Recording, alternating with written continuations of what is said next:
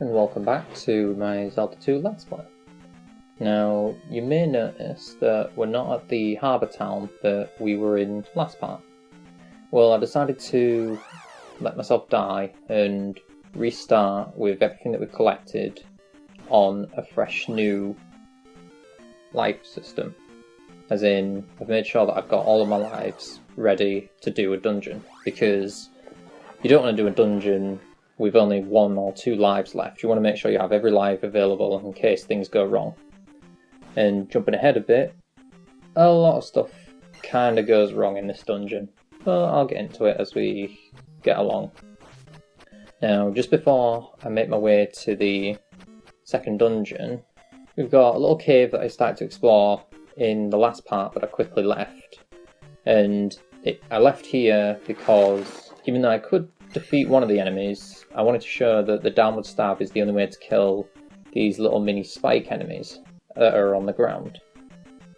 So it's good to know that these little spike ball enemies on the floor can only be killed with the downward stab. So I thought it'd be easier to talk about it when we had gotten the upgrade.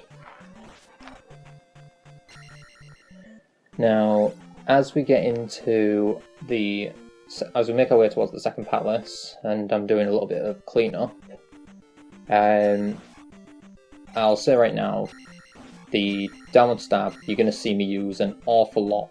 And sometimes I will make mistakes using it, but this is the big thing I want to talk about in this part. The downward stab. Why does this change the game so much? I mean, at first glance it seems simple enough. You just sort of jump on enemies and stab down. Well, that's just it. Having the ability to move and attack at the same time is invaluable in a game like this where enemies move in a very sporadic way. And the fact that you can jump off of an enemy and then land on top of another enemy and kill both of them if they're weak enough is incredibly useful. It seems like a really simple little ability, but the more you use it in the game, the more you realise just how valuable this is. And it can save your life against some of the tougher enemies later in the game that are a bit of a pain to fight up close, because you can jump from a distance on top of them. But yeah, for me, the downward stab is the point of Zelda 2 I always look forward to the most, because it's from that moment where the gameplay goes from just sort of being fun and having a nice little run and stabbing style of gameplay to a strategic masterpiece.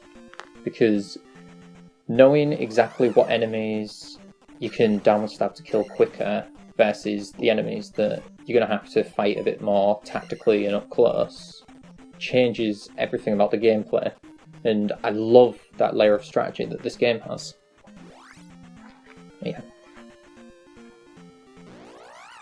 We'll be getting another sword technique a little bit later in the game, but in my opinion it doesn't quite compare with the downward stab, but it's still really useful, and I do recommend going after both of them. In fact, jumping ahead a bit, for the next dungeon you have to have the downward stab to complete it, because the boss of the third dungeon can only be killed with the downward stab. And to go even further, the fourth dungeon has something like that, where you need a spell in order to beat the boss of that dungeon, and without it you can't get any further. So make sure you grab these things throughout your journey. But I mean, you want to get them anyway, because the downward stab is incredibly useful. And when I get into the spell, there's some useful things that I found out about it recently. But anyway, here we are, we're in the second palace of the game. Now, one thing I will say right off the bat is, if you have any sort of eye strain problems or anything relating to epilepsy or anything to do with eye difficulties or problems with seeing wavy lines, make sure if you want to watch the second palace, not to full screen. Now, I don't know for certain if it has any negative effects, but the blue lines in this dungeon are a bit obnoxious, and I find for me, at times this dungeon does hurt my eyes a little bit when I'm moving through really long corridors and the lines are just sort of waving across the screen. As you can see, with that out of the way, Level 4 sword technique level is incredibly useful at killing some of the enemies that have been giving us trouble earlier. Like the little hammer rose enemy, he's now only killed in 1 or 2 shots. And you can see with the downward stab here, you can bounce off of different enemies and keep your momentum in battle going.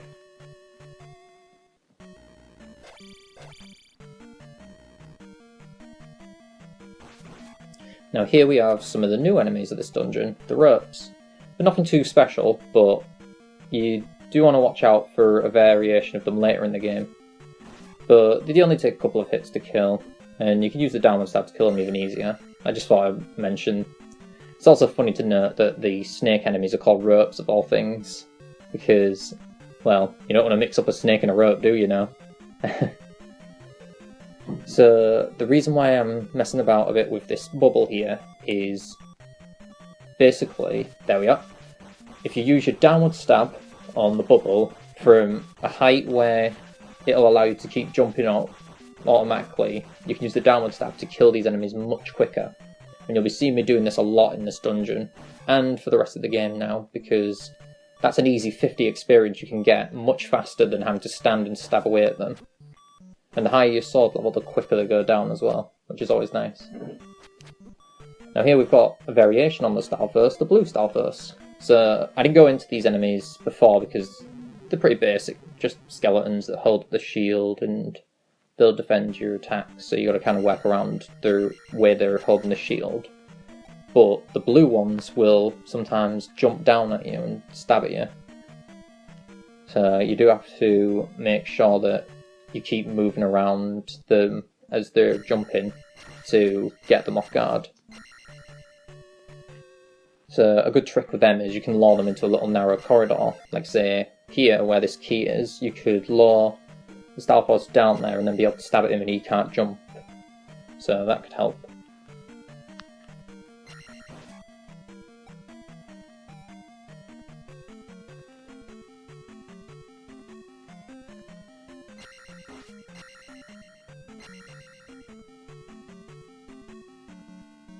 So again here I'm just trying to get this blue bubble to jump down a height high enough. And there will be little points in this where I will be trying to use it, but as you can see my luck isn't exactly the best. And it's just all about getting the bubbles at the right height and make sure you have a bit of room to jump up at them, and that they're low enough. But with a bit of patience you can get there. And it may seem like it's pointless doing this, like why not just get experience at later points? Well, later on in the game I'll agree you don't need to do this, but early here you want to use this trick as much as possible because the bubbles are the easiest way to get experience that won't risk too much. Since they don't do a lot of damage, they just reduce your magic, which can be annoying, but if you know that there's blue or red bubble magic jars coming on, you can use the magic jars at a later point to help you out and make up for anything lost to these guys. But again, 50 experience, you definitely don't want to pass that up, considering how few enemies give that much experience at this point in the game. And even better is because they don't do much damage, they're not really too risky to just keep trying at. Now another thing to note about this dungeon is they introduce here these weird faucets where they'll drip from the ceiling, and when it goes blue, the little blue drops, that means that a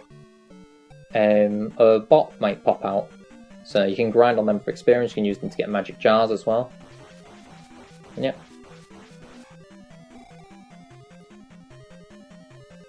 Now, if you remember in an earlier part I mentioned that I hate enemies that move in a very wavy pattern. Well, these mini horse heads are very annoying because, well, that exact reason. They move in a very awkward pattern, they take experience points away.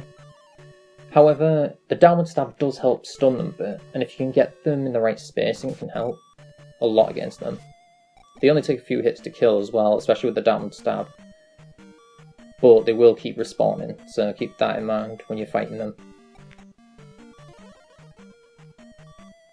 But yeah, so you'll be noticing as well that I'm collecting a lot of keys. Now a really good tip that I'm going to get into now in case I don't use it much later on is if you find yourself out of keys but with plenty of magic, you can cast Fairy, of all things, and you can go through keyholes without the key.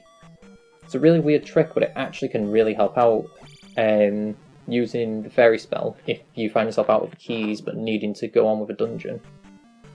So I highly recommend if you just want to try it as a trick, you can do that, but it's also useful if you find yourself struggling a bit there.